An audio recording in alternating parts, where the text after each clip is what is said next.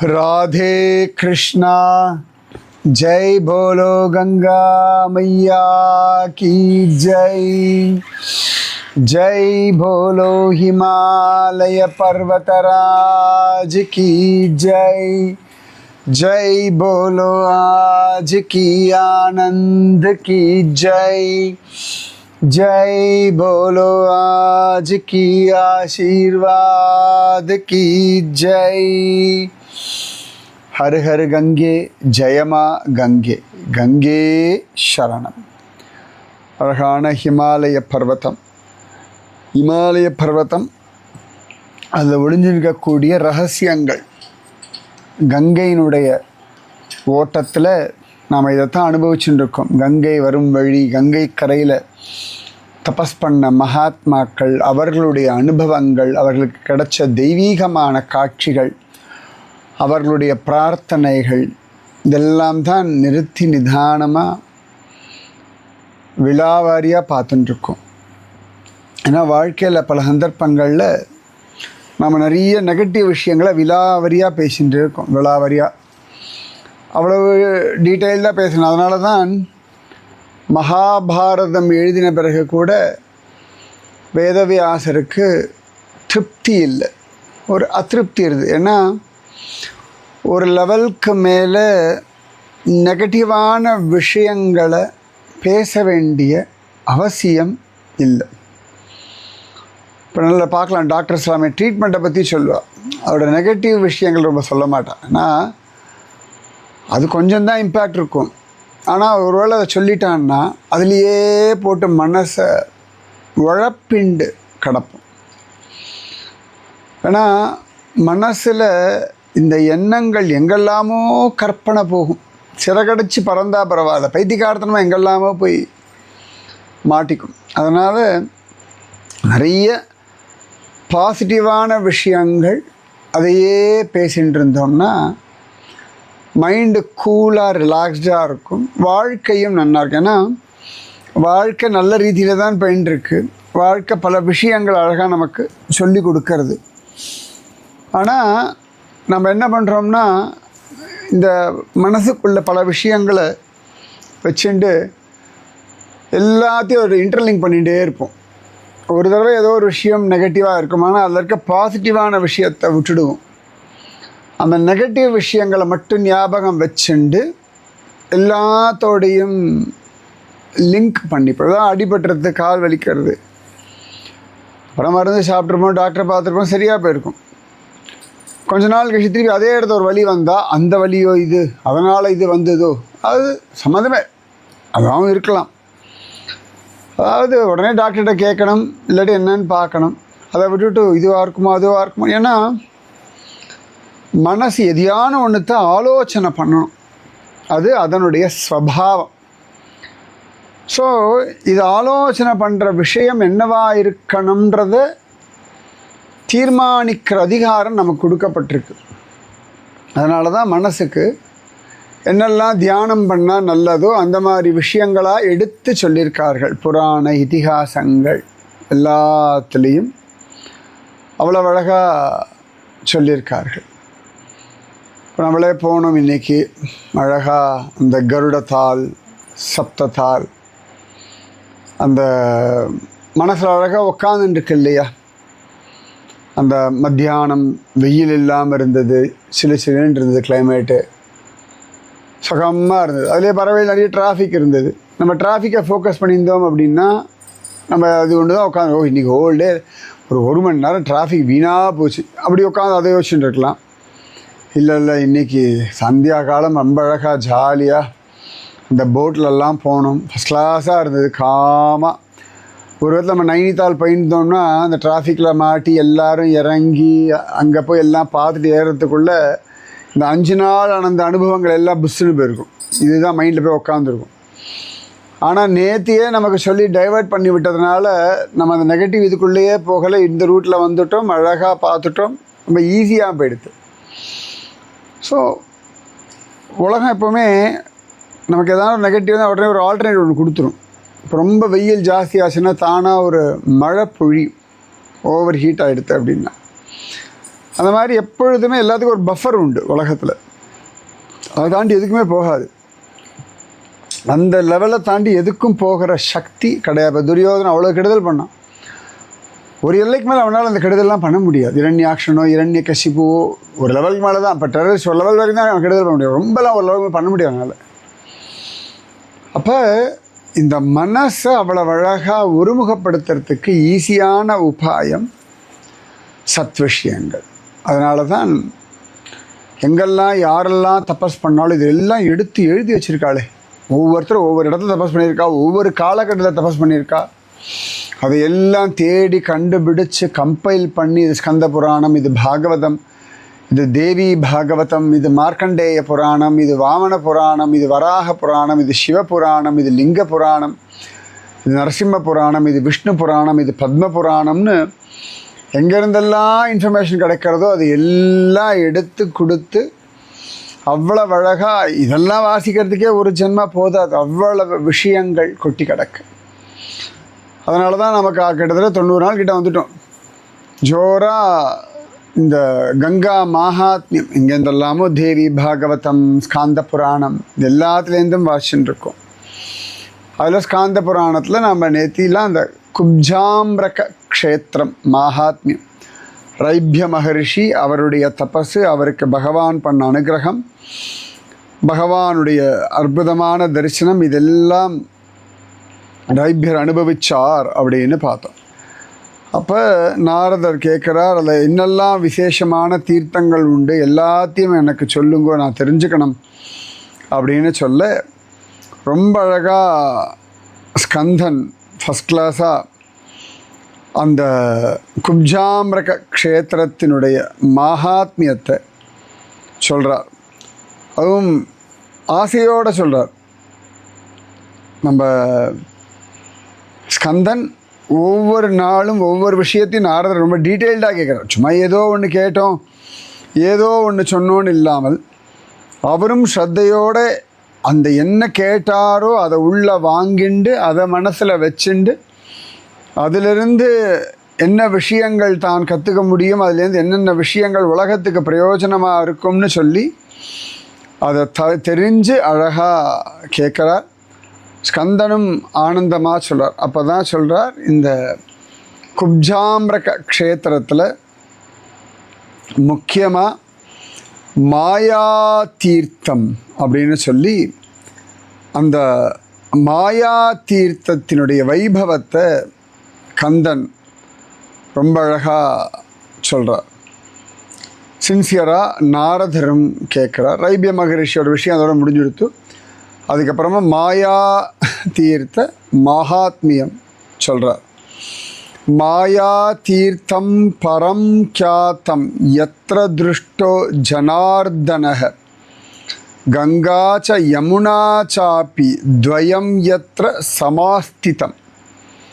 இந்த மாயா தீர்த்தம் ரொம்ப விசேஷமானது. கங்கையும் யமுனையும் இங்கே அழகாக ஆவிர்பவிக்கிறா. அந்த கங்கை பிரத்யக்ஷமாக தெரியவா, யமுனை தெரிய மாட்டா.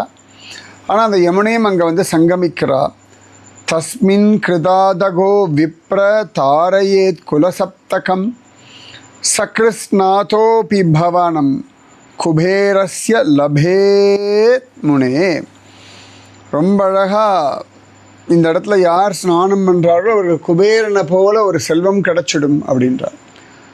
அதன் பிறகு சொல்கிறார், ஸ்ருணூத்பத்திம் பிரவக்ஷ்யாமி மாயா க்ஷேத்ரஸ்ய நாரத. ஸ்ருணு உற்பத்திம் பிரவக்ஷ்யாமி மாயா க்ஷேத்ரஸ்ய நாரத சர்வபாபஹராம் திவ்யாம் மோக்ஷஸ்வர்கானு தர்ஷினீம். அற்புதமான மாயா க்ஷேத்திர மகிமையை நான் சொல்கிறேன். எல்லா விதமான பாவங்களையும் நாசம் பண்ணக்கூடியது, மோக்ஷம் தரும், ஸ்வர்க தரிசனமும் பண்ணி வச்சிடும் அப்படின்றான்.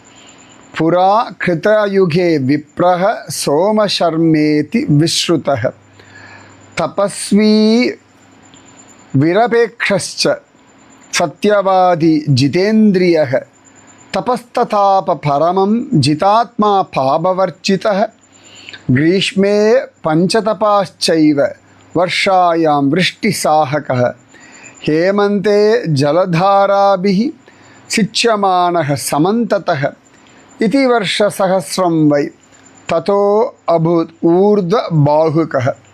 கிருத்தயுகத்தில் சோமசர்மான்னு ஒரு பிராமணன் இருந்தான். நல்ல தபஸ்வி, சத்தியவாதியாக இருந்தான், இந்திரியங்களை ஜெயிச்சவனாக இருந்தான். உக்ரமான ஒரு தபஸ் பண்ணுறான். எப்படின்னா, வெயில் காலத்தில் ஏற்கனவே சுடும், அதில் தன்னை சுற்றி 4 பக்கம் அக்னியை வச்சுண்டு அதுக்கு நடுவில் உட்காந்துண்டு தபஸ். மழை காலத்தில் மழையில் நின்றுண்டு தபஸ். மழையில் எவ்வளோ நேரம் நிற்க முடியும்? கொஞ்ச நேரம் மேலே அப்படி ஒரு மாதிரி ஆகிடுவேன். குளிர் காலத்தில் எங்கேயாவது ஒதுங்கலான்னு தோணாமல் குளிரில் நின்றுண்டு தபஸாம். நம்மெல்லாம் இப்போ இங்கே வந்துவிட்டோம், இங்கெல்லாம் சுடுறது ஒன்று ஏசியை போடலான்றோம். இப்போ ஒரு வாரமாக ஏசி பற்றி பேசவே இல்லையே. இங்கே வந்து ஏசி போடலான்றோம்னா அந்த சூடு வந்து எடுத்துடணும். அங்கே தான்டாண்ணா நல்ல கம்பளி இருந்தால் போதும், ஏன்னா அங்கே சில்லுன்னு இருந்தது, கம்பளி வேணும். ஸோ உடம்பை சௌகரியமாக வச்சுக்கிறதுக்கான எல்லா உபாயங்களையும் எப்பொழுதும் பார்த்துக்கொண்டே இருப்போம் நம்ம. ஆனால் இந்த உடம்பை தாண்டி இந்த சோமசர்மா அப்படி ஒரு தபஸ் பண்ணுறானா. குளிர்காலத்தில் அப்படியே நின்றுண்டு தபஸ் பண்ண மாதிரி 1000 வருஷங்கள் பெரிய ஒரு தபஸ் இந்த சோமசர்மா பண்ணின்னு இருக்கான். ஏகபாதேன தஸ்தௌச்ச ஷிலாயாம் நியதாசனக சஹஸ்ரத்விதயம் தஸ்ய யயாவேவம் மகாமதேஹே. அதன் பிறகு பார்த்தா ஒத்த காலில் நின்றுண்டு 2000 வருஷங்கள் தபஸ் பண்ணுறான். வாயுபக்ஷः சஹஸ்ரம் ச சஹஸ்ரம் த்வ ஊர்த்வபாதகः ஏவம் வை தப்தமானஸ்ய பிரசன்னோ அபூத் ஜனார்தனः. அதுக்கப்புறம் வெறும் காற்றை மட்டும் குடிச்சுட்டு ஒரு 2000 வருஷங்கள் தபஸ் பண்ணுறான். இப்படி தபஸ் பண்ணோடனே பகவான் பிரசன்னமாயாச்சு. அழகாக பகவான் அவனுக்கு காட்சி கொடுக்குறார். பகவான் உவாச்ச சாது சாது மகாபாக சோமசர்மன்னு த்விஜோத்தம வரம் வரைய பத்ரம் தே யதஸ்தியபிமதம் தவ.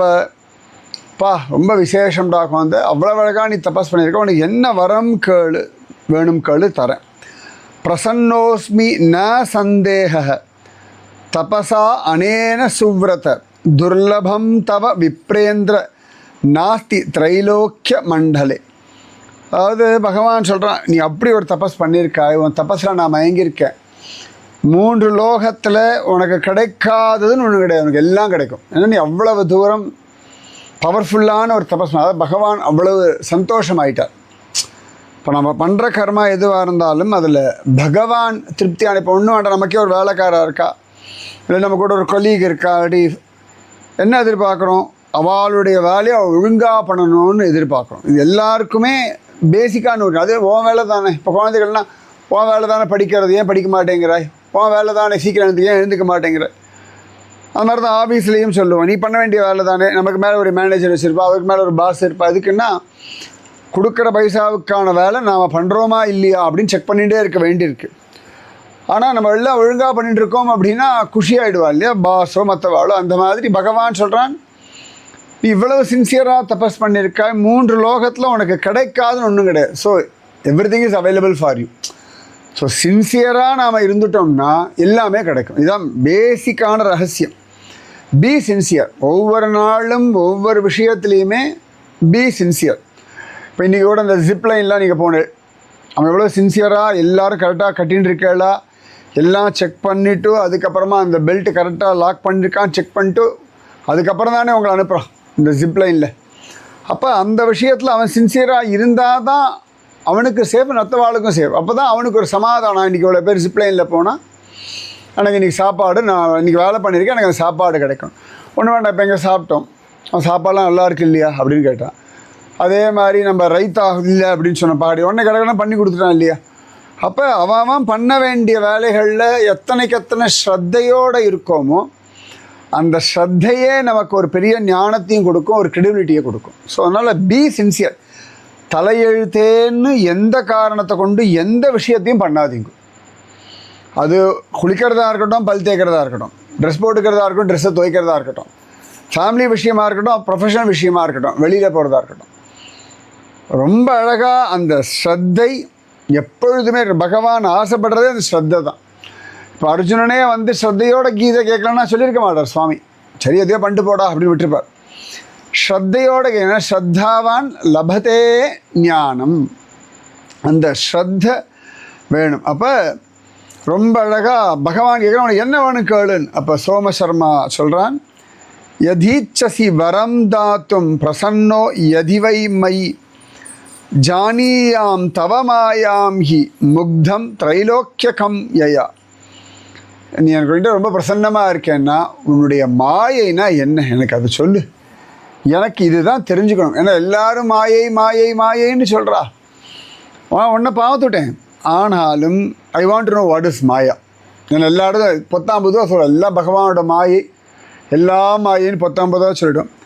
அப்போ அவன் சொல்கிறேன், எனக்கு இந்த மாயைனா என்ன முதல்ல எக்ஸ்பிளைன் பண்ணு, எனக்கு புரியனா. நீ தான் மாயாதிபதி, மாமாயன் மாதவன் ஆழ்வார்கள்லாம் சொல்கிறா இல்லையா. ஸோ அந்த மாயைனா என்ன எனக்கு புரிய வை எனக்கு அப்படின்றான். அப்போ பகவான் சொல்கிறான், மம மாயா மகாபாக ந ஜானந்தி திவோகசக பிரம்மாத்யாயே புரா சிருஷ்டாக சாமாயா மம கீர்த்திதாக. என்னுடைய மாயை எல்லாத்தையும் நடத்தின்னு இருக்கு, யாருக்கும் இதை புரிய வைக்க முடியாது. பிரம்மதேவர் உள்பட யாருக்குமே இன்னி வரைக்கும் இந்த மாயைனா என்னன்னு புரியறதில்லப்பா. ரொம்ப துர்லபமானது என்னுடைய மாயை. வர்ஷந்தீச்ச மகாமேகாக சாமாயா மம கீர்த்திதா யயா நிர்ஜலதாம் யாந்தி சாமாயா மம கீர்த்திதா. மேகங்கள்லாம் அழகாக மழையை வர்ஷிக்கிறதா என்னோட மாயை. அதுக்கப்புறம் மழையே இல்லாமல் இருக்கே, அதுவும் என்னோட மாயை. சந்திரோ யத் க்ஷீயதே பக்ஷே பக்ஷே பூர்ணத்வமேதி ச மாயைஷா மம விப்ரேந்திர கிரக நக்ஷத்திர தாரகாக. சந்திரன் தேய்பிரை கொஞ்சம் கொஞ்சமாக அப்படியே அமாவாசை வர்றது, சரியாக சந்திரன் தேயறது இல்லை, ஆனால் அதனுடைய வெளிச்சம் குறைஞ்சுட்டே வர்றது, கிருஷ்ணபக்ஷம் வர்றது என்னுடைய மாயை. திரும்பி அடுத்த 14 நாளில் ஜாலியாக வளர்ந்து பௌர்ணமி ஆகிறது என்னுடைய மாயை. நட்சத்திரங்கள் கோள்கள் இதெல்லாம் அப்படியே ஆகாசம் அப்படி ஜாலியாக சுற்றின்னு இருக்கே, இதுக்கு காரணம் என்னுடைய மாயை. ஹேமந்ததௌச்ச சலிலம் கூபே கோஷ்ணம் விபாதி ச சீதலம் ச ததா கிரீஷ்மே சாமாயா மம கீர்த்திதா. இப்போ கிணத்து ஜலம்லாம் இருக்கு இல்லையா, கோடை காலத்தில் சில்லுன்னு இருக்கும், குளிர் காலத்தில் வாமாக இருக்கும். அது எப்படி? அதுதான் என்னோடய மாயை. பகவான் சொல்கிறது என்னோட மாயை, நான் அப்படி தான் டிசைன் பண்ணியிருக்கேன். இதுக்கு காரணமும் என்னுடைய மாயை தான், ஞாபகம் வச்சுக்கோ. உதேதி சவிதா பிராச்சியாம் பிரதீச்சியாம் அஸ்தமேதி ச ஷோணிதம் ச ததாரேதக சம்யுக்தம் சியான் மகாமதே. சூரியன் உதிக்கிறது என்னுடைய மாயை, சூரியன் அஸ்தமனமாகிறதும் என்னுடைய மாயை தான். கர்ப்பே ச உற்பத்தியதே ஜந்து தன்மாயா பிரபலா மம ஜடராக்னௌ பிரதீப்தேஹி கர்ப்பாசயகதோ முனே மாத்ருபக்தானுசாரேன பிரயாதி பிராணகூட்டகः பூர்வஜன்ம சஹஸ்ராணி பாபபுண்யே கிருதா கிருதே விஜானாத்யவசோ ஜந்துः கர்ப்பே மாயாபலம் மம ஜானாதி சுகதுக்கே ச ததா ஆத்மானம் ச விந்ததி அங்குல்யச்சரணௌ சைவ புஜோ சீர்ஷம் கட்டிஸ்ததா. பகவான் சொல்கிறான், ஒரு ஜீவன் உற்பத்தி ஆகிறது, ஒரு ஆணுக்கும் பெண்ணுக்கும் ஒரு தாம்பத்தியம் ஏற்படுறதா என்னுடைய மாயை காரணம். அந்த மாயையில் தான் கர்ப்பத்தில் அந்த ஜீவன் அப்படி உடம்பை அடையிறது. அந்த ஒவ்வொரு காலகட்டத்தில் ஜீவன் வளர்ந்து அதற்கு கை கால் அவயவங்கள் புத்தி கண்ணு மூக்கு ஒவ்வொன்றா ஃபார்ம் ஆகிறதே அது என்னுடைய மாயை தான். பிறக்கிறதுக்கு முன்னாடி வரைக்கும் அதுக்கு எல்லாம் ஞாபகம் இருக்குது, எல்லாம் பிரார்த்திக்கிறது. பிறந்த உடனே எல்லாம் மறந்து போய்டுறது. அதனால சட்டகோபன்னு திருநாமம் சொல்லுவோம் நம்மாழ்வார்க்கு. சட்டம்ன்ற வாயு வந்து எல்லாரையும் பீடிச்சிடும். அது வரைக்கும் அந்த ஜீவனுக்கு எல்லாம் ஞாபகம் இருக்கும், வெள்ளம் வந்தோடனே எல்லாம் மறந்து போயிடும். அப்போ அதுக்கு எல்லாம் ஞாபகப்படுத்துறதும் என் மாயை, அது வெளில வரும்பொழுது எல்லாத்தையும் மறக்கிறதும் என் மாயை. அதுக்கப்புறம் கொஞ்சம் கொஞ்சமாக அது தனக்கு வேண்டிய டிமாண்டு அழுது அடம் பிடிக்கிற நம்ம பார்க்குறோமே, அழுது அடம் பிடிக்கிறது அது என்னுடைய மாயா பலம். கொஞ்சம் கொஞ்சமாக அது தர்மம் அதர்ம சிந்தனை வருது, அதுவும் என்னுடைய மாயை. அதுக்கப்புறமா அந்த அதர்மம்லாம் தப்புன்னு புரிய வைக்கிறதும் என்னுடைய மாயை. சாதாரணமாக மாயைனா ஒரு மாதிரி சொல்லிட்டு இருப்போம் இல்லையா. பகவான் சொல்கிறான், உலகம் முழுக்கவே இந்த மாயா சக்தினால தான் நடந்துட்டுருக்கு. ஜானாதி சுக துக்கேச்ச ததா ஆத்மானம் ச விந்ததி. சுகம் துக்கம் ஆத்மா இந்த ரியலைசேஷன்லாம் கூட மாயை தான். எல்லாமே என்னால் தான் நடக்கிறது. மாயாமே மகாபாக யோன் இந்திரியாதாத் பகிர்கதிஹி. எல்லாம் பகவான் சொல்லலாம், எல்லாமே மாயினால தான் நடக்கிறது. சப்த ஸ்பர்ஷ ததா கந்தோ ரூபம் சாப்பி ததா ரசக மாயையா மம பாவியந்தே லீயந்தே த்விஜேஸ்வர.